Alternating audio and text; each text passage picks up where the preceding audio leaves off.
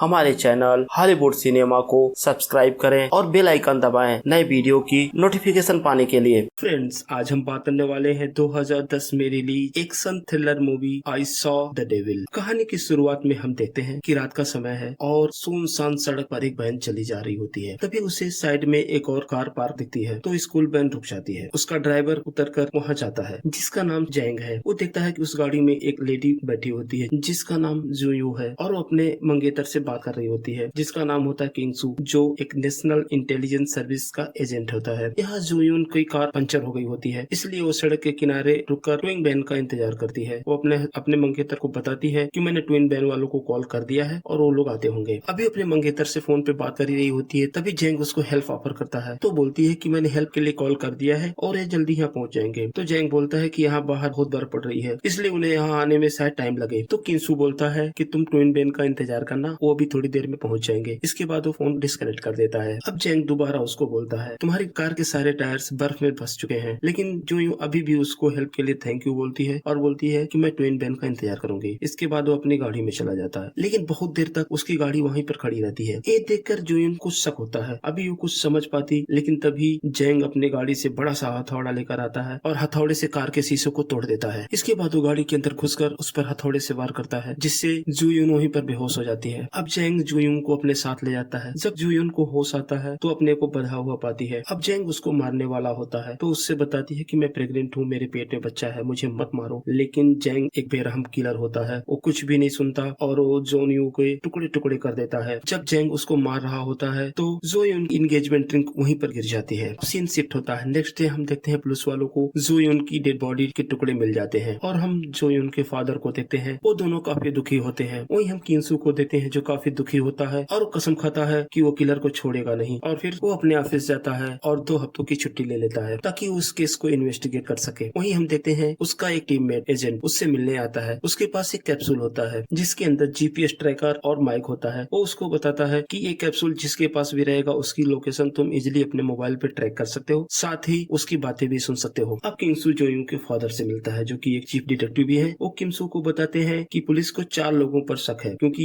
ये लोग पहले भी ऐसे केसेस में पकड़े जा चुके हैं। फिर वो उन 4 सस्पेक्ट की डिटेल्स किंगसू को दे देते हैं। अब किंगसू एक एक करके उन सारे सस्पेक्ट से पूछताछ करता है। वही सीन शिफ्ट होता है। अब हम देखते हैं रात के समय एक लड़की अकेले बस स्टॉप पे खड़ी होती है। वो वहाँ बस का इंतजार कर रही होती है, तभी वहाँ जैंग आ जाता है। वो उसको लिफ्ट ऑफर करता है। पहले तो लड़की मना करती है, लेकिन काफी बात करने के बाद वो जैंग के साथ जाने को राजी हो जाती है। वो लड़की जैसे ही जैंग के गाड़ी में बैठती है, थोड़ी दूर ले जाने के बाद जैंग उसके भी सर पर हमला कर देता है और उसे बेहोश कर देता है और फिर उसे उसी बूचड़खाने में ले जाता है जहाँ वो पहले कई लड़कियों का मर्डर कर चुका होता है। वो बड़े से कटर से उसका गला काट देता है और उसकी वहीं पर मौत हो जाती है। और दूसरी तरफ किंगसू इन्वेस्टिगेशन करता हुआ तीसरे सस्पेक्ट के घर पहुंचता है तो उसे पता चलता है कि वो अपने घर पर कभी आता नहीं। उसके माँ बाप को भी उसका एड्रेस नहीं पता होता है, लेकिन उसके बेटे को उसका एड्रेस पता होता है। तो किंगसू उसके बेटे से उसका एड्रेस लेकर एड्रेस पे पहुंचकर उसके घर की तलाशी लेता है तो उसे वहाँ बहुत सारी लड़कियों के सामान मिलते हैं। साथ ही वही नाली में उसे वो एंगेजमेंट रिंग भी मिलती है। अब वो समझ जाता है कि यही आदमी किलर है। वही दूसरी तरफ हम जैंग को देखते हैं जो उसी स्कूल वैन में कुछ लड़कियों को लेकर कहीं जा रहा होता है और उसकी नजर उस बस में बैठी एक लड़की पर होती है। जैंग उस लड़की को किडनैप करके अपने फार्म हाउस ले जाता है और उसको सेक्सुअली असॉल्ट कर रहा होता है। तभी किंगसू उसे आवाज लगाता है तो जैंग बड़े हुए एक हथियार को हाथ में लेकर बाहर की तरफ जाता है तो देखता है कि वहाँ किंगसू होता है। तो जैंग बोलता है शायद तुम पुलिस वाले हो, और मुझे हैरानी होती है कि कोरियन पुलिस ने मुझे इतनी जल्दी कैसे ढूंढ लिया। इसके बाद जैंग किंगसू पर हमला कर देता है, लेकिन किंगसू जवाब में उसके मुंह पर एक जोरदार पंच मारता है। अब जैंग उठता है और किंगसू पर चाकू से वार कर। किंगसू एक ट्रेंड एजेंट है, वो उसके वार को रोक लेता है। जैंग किंगसू पर वार पे वार करता है, लेकिन किंगसू फुर्ती से उसके हर वार से बच जाता है। फिर किंगसू जैंग को पकड़ लेता है और उसको पीटना शुरू कर देता है। कभी उसके हाथों पे, कभी उसको पैरों पे चोट मारता है। फिर किंगसू वहीं पड़ी हुई एक प्लास्टिक को जैंग के चेहरे पे बांध देता है और फिर उसको पीटने लगता है। पीटते पीटते उसको अधमरा कर देता है। अब जैंग पूरी तरह से घायल हो चुका होता है और उसकी पिटाई से बेहोश हो जाता है। तो किंगसू वो कैप्सूल जिसमें जीपीएस लगा होता है वो जैंग के मुंह में डाल देता है और फिर उसको पानी पिलाता है जबरदस्ती, ताकि वो कैप्सूल उसके पेट में जा सके। और उसके बाद वो जैंग का हाथ तोड़ देता है। उसको पीटने के बाद एक एनवलप में कुछ पैसे रखकर वहीं और उस लड़की को लेकर चला जाता है। जब जैंग को होश आता है तो देखता है उसके पास एक एनवलप पड़ा होता है जिसमें ढेर सारे पैसे होते हैं। वो दर्द से कराहता है, लेकिन फिर भी सोचता है कि चलो कुछ पैसे मिले। शायद ये आदमी साइको था जिसने बेवजह उसकी पिटाई कर दी। अब जैंग मुश्किल से उठता है और अपना हुलिया ठीक करता है और वहीं पास में पड़ा हुआ अपना एक चाकू अपने जेब में रखकर बाहर निकल जाता है। जाता है। वहीं दूसरी तरफ किमसू उसकी हर मूवमेंट को उस जीपीएस से ट्रैक कर रहा होता है। अब जेंग सड़क पर खड़ा होता है और एक टैक्सी से लिफ्ट मांगता है। जब उस टैक्सी में बैठता है तो देखता है उसमें दो लोग पहले से बैठे होते हैं। एक ड्राइव कर रहा होता है, एक पिछली सीट पे बैठा होता है। जो बंदा ड्राइव कर रहा होता है उससे काफी बातें करता है, लेकिन नीचे बैठा होता है वो चुपचाप बैठा होता है और उसके हाथ में एक चाकू होता है। अब जेंग समझ जाता है कि ये दोनों भी उसी की तरह किलर है। वो अपना चाकू निकालता है और उन दोनों पे फटाफट वार करता है, जिससे वो दोनों घायल हो जाते हैं और थोड़ी देर बाद उनकी कार आगे जाकर टकरा जाती है। अब जेंग कार से बाहर निकलता है और उस कार की डिग्गी खोलता है तो देखता है उसमें पहले से ही एक डेड बॉडी पड़ी होती है। अब जेंग वहाँ से एक डॉक्टर के पास जाता है और इलाज के बाद जब डॉक्टर उसे कुछ सजेशन देते हैं तो डॉक्टर को गालियां देता है और वही उसकी बुरी नजर उस डॉक्टर के नर्स पर भी होती है। हम देखते हैं किंगसू जो उसका पीछा करते हुए उस हॉस्पिटल तक आ जाता है, लेकिन हॉस्पिटल से थोड़ी दूर पहले ही अपनी कार रोक देता है और वहाँ वो जेंग का इंतजार करता है। अब से जेंग डॉक्टर से मिलकर बाहर आता है तो उसकी नर्स से कुछ बातें करता है और वहाँ से चला जाता है, लेकिन वो चुपके से जाकर फिर उस हॉस्पिटल के स्टोर रूम में बैठ जाता है। जब वो नर्स उस कमरे में अकेले जाती है तो जेंग उस कमरे का दरवाजा बंद कर देता है और उसको डराता है। उसको बोलता है कि तुम अपने सारे कपड़े उतार कर मेरे पास आओ। वो उसको सेक्सुअली असॉल्ट करना चाहता था, लेकिन तभी किमसू उसकी बातें सुन लेता है और किमसू वहाँ आ जाता है और वही पड़ा हुआ एक सिलेंडर को जेंग के सिर पर दे मारता है। जेंग दूर जाकर गिरता है। अब जेंग दर्द से चिल्ला रहा होता है, लेकिन वो उससे पूछता है तुम कौन हो। किमसू कोई जवाब नहीं देता, उसकी पिटाई करना शुरू कर देता है। तो किमसू पास में पड़े हुए एक चाकू को उठा लेता है और जेंग की एड़ी को काटने लगता है। जेंग दर्द से चिल्लाता है, किमसू नहीं रुकता। किमसू और ही काटता जाता है और उससे बोलता है ये तो अभी शुरुआत बस है, तुम्हें और आगे बहुत से दर्द झेलने होंगे। किमसू उसे और चोट देता है। वो बोलता है कि मैं चाहता हूँ तुम्हें दर्द का एहसास हो। इसके बाद वो नर्स से बोलता है कि उसके पैरों पे पट्टी कर दो और पैरों में पट्टी करने के बाद वो उसे छोड़ देता है। अब जेंग बुरी तरह से जख्मी होता है। पहले तो किमसू ने उसका हाथ तोड़ दिया था और आज उसका पैर काट दिया।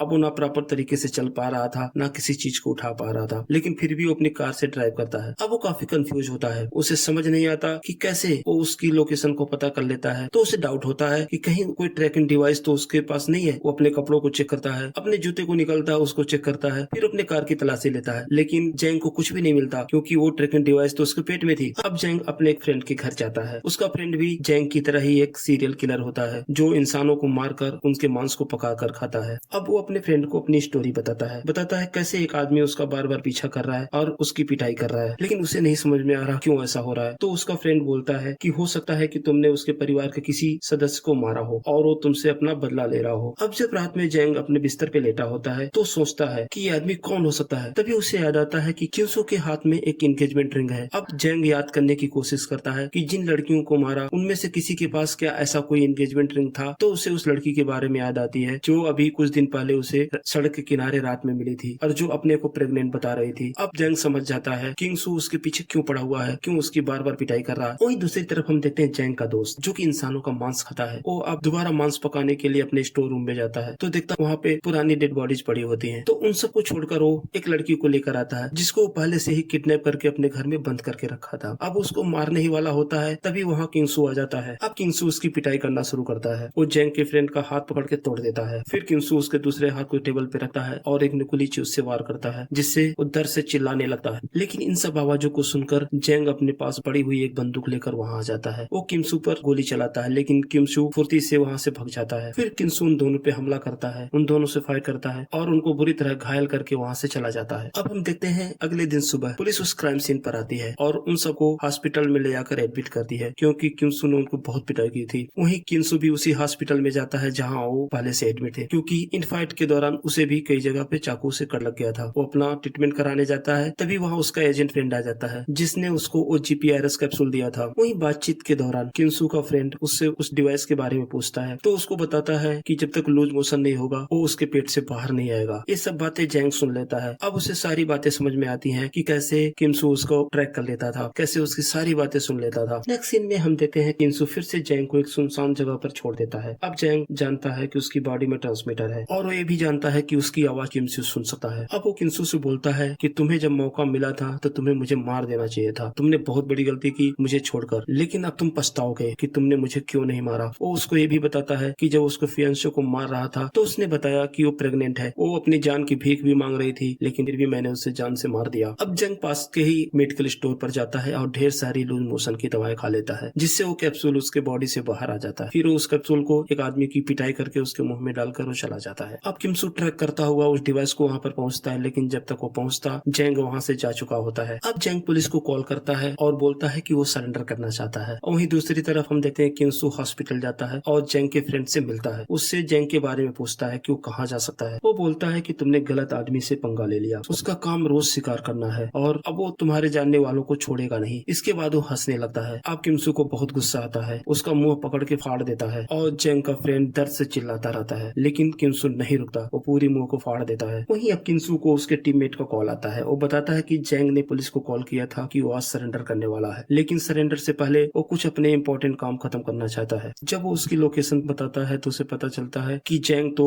उसकी फैंसी के घर की तरफ जा रहा होता, यानी उसके बॉस चीफ के घर की तरफ। अब किंसू समझ जाता है कि उसके बॉस की जान खतरे में है। किंसू अपने चीफ को कॉल करके अलर्ट करना चाहता है, लेकिन उससे पहले वहाँ जेंग पहुंच जाता है और वो चीफ को बुरी तरह से घायल कर देता है। तभी चीफ की दूसरी बेटी वहाँ पर आ जाती है तो जेंग वहीं पर छिप जाता है और फिर वो जैसे ही घर के अंदर आती है उस पर हमला कर देता है। फिर सीन शिफ्ट होता है और हम देखते हैं अब पुलिस चीफ के घर पहुंच चुकी होती है, लेकिन जेंग वहाँ से जा चुका होता है। वो देखते हैं चीफ काफी जख्मी होते हैं और फिर किंसू भी वहाँ पहुंच जाता है। अपने चीफ की हालत देखकर उसे रोना आता है, क्योंकि इन सब के लिए वो अपने को ही दोषी मानता है। अगर वो जेंग को पहले मार देता तो ये सब नहीं होता। तभी वहीं जेंग एक पुलिस ऑफिसर को कॉल करता है और उसे अपने सरेंडर करने की लोकेशन शेयर करता है। जेंग के बताए हुई लोकेशन पर पुलिस पहुंच जाती है और उसका इंतजार करती है। थोड़ी देर बाद जेंग भी वहाँ आ जाता है। वो अपनी कार से बाहर आता है, अपने हाथों को ऊपर कर लेता है। अब पुलिस उसे पकड़ने ही वाली होती है, लेकिन तभी वहाँ किंसू आ जाता है और जेंग को वहाँ से उठा ले जाता है। अब वो जेंग को उसके ही बुचड़ खाने वाले अड्डे पर ले जाता है, जहाँ पर जेंग अक्सर लोगों को मारा करता था। अब उसे ले जाकर वहाँ बांध देता है। अब किंसू जेंग को टॉर्चर करना शुरू करता है। उससे बोलता है कि तूने सच बोला था, मैंने तुझे हल्के में लिया, लेकिन अब नहीं। वो जलती हुई सिगरेट जेंग की आंखों में चुभो देता है। जेंग दर्द से चिल्लाता रहता है, लेकिन वो नहीं रुकता। वहीं किंसू जेंग से बोलता है कि ये तो बस शुरुआत है, आगे तू देखता जा मैं तेरे साथ क्या करता हूँ। किंसू वहीं पड़ा हुआ एक नुकीला हथियार उठाता है और जेंग के मुंह पे मारता है। वो नुकीला हथियार जेंग का जबड़ा फाड़ते हुए मुंह को आर पार कर जाता है। जेंग दर्द से तड़प रहा होता है और वो किंसू से बोलता है कि मुझे मार क्यों नहीं देता। तो किंसू बोलता है एक खेल इतनी जल्दी खत्म नहीं होगा, तुझे मैं दर्द के हर उस पहलू से रूबरू कराऊंगा जो तूने दूसरों को दिया है। किंसू फिर उसको टॉर्चर करता है और वो बोलता है कि मैं चाहता हूँ कि तुम मरने के बाद भी तड़पता रहे। इसके बाद किंसू जेंग के मुंह में एक रस्सी बांध देता है और फिर उस रस्सी का दूसरा सिरा मेन गेट से अटैच करके एक कटर से बांध देता है। एक बहुत बड़ा कटर ब्लेड जेंग के ऊपर लटकता है। अब अगर किसी ने भी दरवाजा खोला तो रस्सी खिंच जाएगी और ऊपर से ब्लेड उसके ऊपर गिरेगा, और अगर जेंग ने अपने मुंह से वो रस्सी छोड़ दी तब भी वो ब्लेड उसके गर्दन पर ही गिरेगा। अब इस हालत में वो जेंग को छोड़कर वहाँ से चला जाता है, लेकिन जाने से पहले वो माइक्रोफोन उसके पास रख जाता है ताकि उसके सिसकने तक की आवाज उसे आखिरी लम्हे तक सुनाई दे। अब जेंग दर्द से तड़प रहा होता है, लेकिन वो अपना मुंह भी नहीं खोल सकता। वो जानता था कि अगर वो मुंह खोलेगा तो कटर उसकी गर्दन पर गिर जाएगा और वो मारा जाएगा। किसी के लिए भी अपनी मौत का इंतजार करना बहुत ही डरावना होता है और जेंग पल पल इस एहसास को महसूस कर रहा था। लेकिन तभी वहाँ जेंग के माँ बाप और उसका बेटा आ जाते हैं। वो दरवाजा खोलने की कोशिश करते हैं। जेंग उनको मना करना चाहता है, लेकिन वो मुंह नहीं खोल सकता। अब धीरे धीरे रस्सी उसके मुंह से छूटने लगी थी। फिर रस्सी छूट जाती है और वो कटर सीधा जेंग के गर्दन पे गिरता है। उसका सर उसके बॉडी से अलग हो जाता है और इसी के साथ जेंग की मौत हो जाती है। अब हम किंसू को देखते हैं, जिसके चेहरे पे बदला लेने की सुकून तो होती है, लेकिन अपनों के खोने का दर्द भी होता है। और फ्रेंड्स, ये मूवी यहीं पर समाप्त हो जाती है। हम देखते हैं कि जैसे मूवी का नाम था उसी तरह यहाँ दो डेविल्स होते हैं। एक जेंग जो कि एक साइको किलर होता है, वो बेवजह लोगों को दर्द देता है और मारता है, और दूसरी तरफ हम किंसू को देखते हैं जो अपने फियांसे की मौत का बदला लेने के लिए खुद एक डेविल बन जाता है और वो जेंग को बार बार टॉर्चर करता है। तो फ्रेंड्स, ये मूवी आपको कैसी लगी कमेंट सेक्शन में हमें जरूर बताएं, और अगर आप मेरे चैनल पे नए हैं या आपने मेरा चैनल नहीं सब्सक्राइब किया है तो प्लीज इसे सब्सक्राइब करें, वीडियो को लाइक करें, शेयर करें। धन्यवाद।